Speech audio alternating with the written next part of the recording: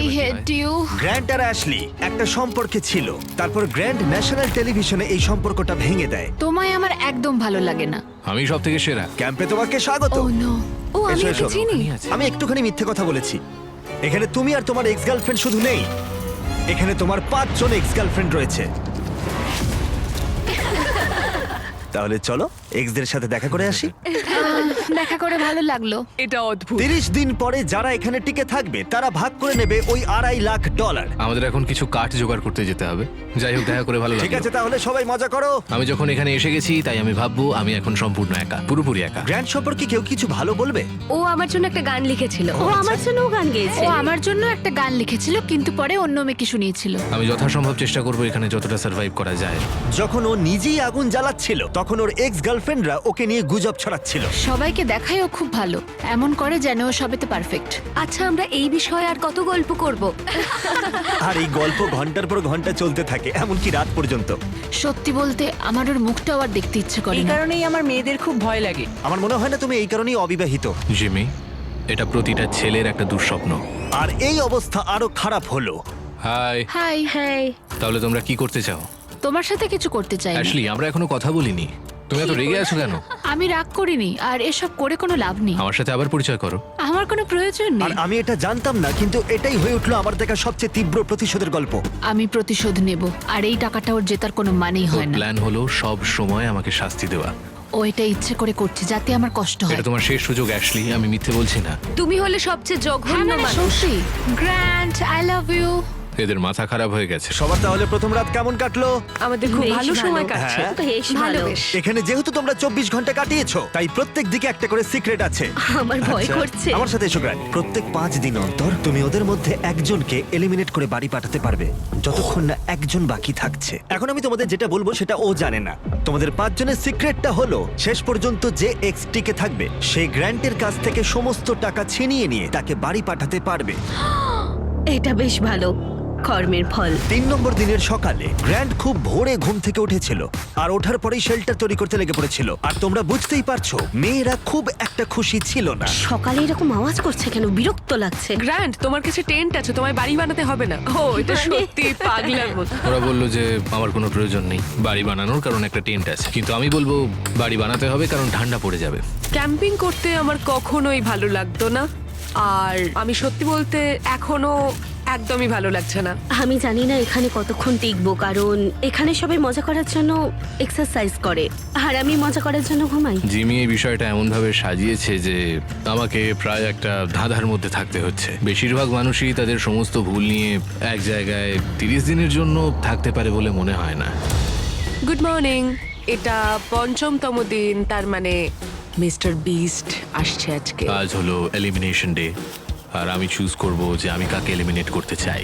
চলে এসো এবার ভয় লাগছে। এলিমিনেশনের জন্য হাত রাখা। গ্র্যান্ড, তুমি এদিকে আছো। তুমি কি জানো হাতুড়িটা কোথায় আছে? ও ওয়াও, ওই হাতুড়ি দিয়ে হাট ভাঙবে। বাস্তবে হ্যাঁ, এটা করেছে ও। তুমি সোজা কথা বলতে পারো না? এটা বেশ মজার। ও মজার। প্রত্যেক 5 দিন অন্তর গ্র্যান্ড তোমাদের মধ্যে একজনকে বাড়ি পাঠাতে পারবে, যতক্ষণ না একজন বাকি থাকছে। আর সেই ব্যক্তি এবং গ্র্যান্ড যদি 30তম দিনও টিকে থাকে, তাহলে তারা দুজনেই ভাগ করে নেবে এখানে রাখা $2.5 লাখ। যারা এলিমিনেট হবে তারা কিছুই পাবে না মনে হয়। না, ওয়াও। কি? ওয়াও, এটা আমি আশা করি। তাহলে এখানে 20 দিন হ্যাঁ। থাকতেই পারো, কিছু না পাওয়ার জন্য। গ্র্যান্ড, তুমি লাকি। তুমি পাবেই হ্যাঁ, পাবে। একদমই তাই। তোমার তো আমাদের ঠকানোর জন্য পুরস্কার পাওয়া উচিত। এটা বেশ ভালো বলেছো। হার্ট স্ম্যাশ হয়ে যাওয়ার আগে ওরা বেশ ভালোই কথা বলছে। আরে হ্যাঁ, হ্যাঁ, আমি ওর সাথে একটু ভালো ব্যবহার করতাম, হয়তো একটু খুব সুন্দর বা খুব খুব ভালো। handsome। হ্যাঁ, তাহলে ওটা ছিল গ্র্যান্টের সিক্রেট। তুমি জানো সিক্রেটটা কি? তোমরা কি কেউ ওকে বলেছো?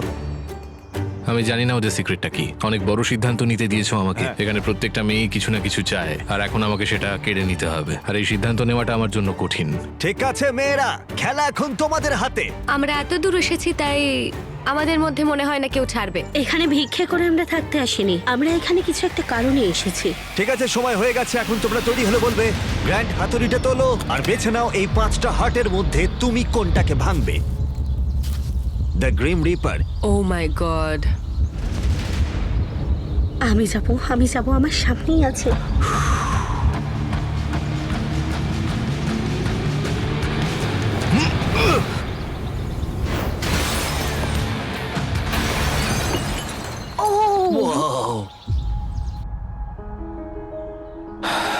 তাহলে গ্র্যান্ট আমাকে বলো, তুমি কেন এমিকে এলিমিনেট করলে? তুমি ওই কথাটা বলার আগে অবধি আমি ঠিক ছিলাম। তোমার তো আমাদের ঠকানোর জন্য পুরস্কার পাওয়া উচিত। আমরা অন্য কোনো সময় এই নিয়ে কথা বলবো। শুধু আমার কমেন্ট করা নিয়ে ব্যাপারটা এত দূর চলে গেল। আমার এখানে আসাটাই ঠিক হয়নি।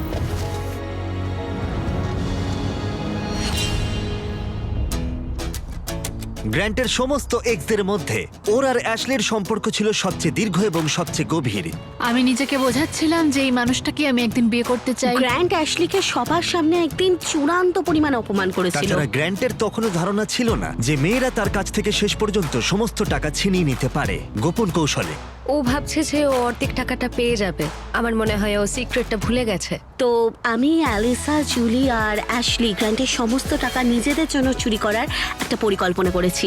ও মনে করে যে এই শোটা পুরোপুরি ওর, আর ও এখন একটা বাড়ি তৈরির জন্য চেষ্টা করছে। আমরা চাই যে অ্যাশলি যাতে ওর প্রতিশোধ নিতে পারে। আমার শুধু একটাই লক্ষ্য, আমি পুরো খেলাটা শেষ অবধি যাব আর এই টাকাটা আমি জিতবো। আর ওদের পরিকল্পনার প্রথম অংশ ছিল গ্র্যান্টের কাছে অ্যাশলিকে খারাপ করে তোলা।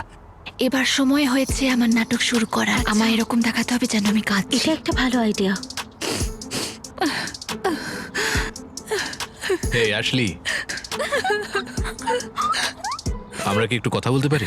আমার সময় চাই। ঠিক আছে, তুমি রেডি হয়ে বাইরে এসে আমার সঙ্গে কথা বলো। আমার কাছে আইড্রপ আছে। ষড়যন্ত্র করা তো এবার আমি শুরু করব। আমি জানি আমি যা করেছি তার জন্য তুমি আমার উপর বিরক্ত। মুভ অন করাটা তোমার জন্য খুব একটা সহজ হতো না। থ্যাংক ইউ এটা বলার জন্য। আর যখন অন্য মেয়েরা অ্যাশলির পারফরমেন্স উপভোগ করছিল তখন অ্যালিসার মনে অন্য কিছু চলছিল। ও তখনও পর্যন্ত বেশ চুপচাপ ছিল, কোনো কথা বলেননি। এটা দেখতে যতটা সহজ ততটাও সহজ নয়। এখানে প্রচন্ড ঠান্ডা, আমি কয়েকদিন স্নান করিনি আর আমি ঠিকঠাক ভাবে খাইও নি। হে গ্র্যান্ট, একটু কথা বলা যাবে? হ্যাঁ নিশ্চয়ই, বলো।